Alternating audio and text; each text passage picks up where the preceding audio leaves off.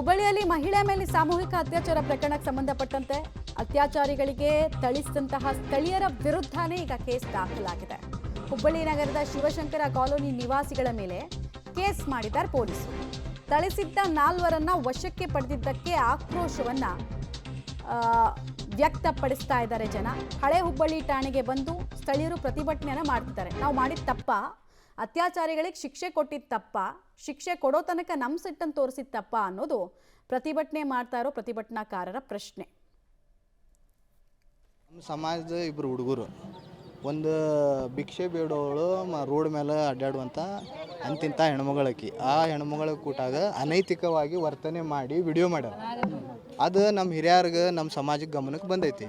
ಬಂದಂಥ ಸಂದರ್ಭದಲ್ಲಿ ಅಲ್ಲಿ ಏನು ಮಾಡ್ರಿ 200-300 ಜನ ಆ ಹುಡುಗರನ್ನ ಬಿಡೋದು ಬೇಡ, ಇಂಥ ಕೆಟ್ಟ ಕೆಲಸ ಮಾಡ್ಯಾರ, ಸಮಾಜಕ್ಕೆ ಕಳಂಕ ಬರುವಂಥ ಕೆಲಸ ಮಾಡ್ಯಾರ ಅಂತೇಳಿ ಮಾಡಲಿಕ್ಕೆ ಸುಮಾರು ಒಂದು 200-300 ಜನ ಹೋಗಿದ್ರು.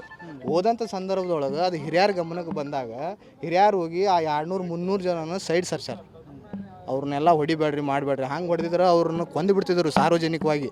ಅದನ್ನು ಸರಿಸಿ ಅವ್ರನ್ನ ತಂದು ಸಮಾಜ ಇದ್ರಾಗ ತಂದು ಆಫೀಸ್ದಾಗ ತಂದು ಕುಂದಿರಿಸಿ ಇದು ತಪ್ಪು ಮಾಡ್ಯಾರ, ಇವ್ರ ಮೇಲೆ ನಾವು ಕ್ರಮ ಪೊಲೀಸ್ ಸ್ಟೇಷನ್ಗೆ ಒಪ್ಪಿಸಿ ಇದನ್ನು ಮಾಡ್ತೀವಿ, ಅದ್ರ ಬಗ್ಗೆ ಕ್ರಮ ಮಾಡಿಸ್ತೀವಿ ಅಂದಾರ.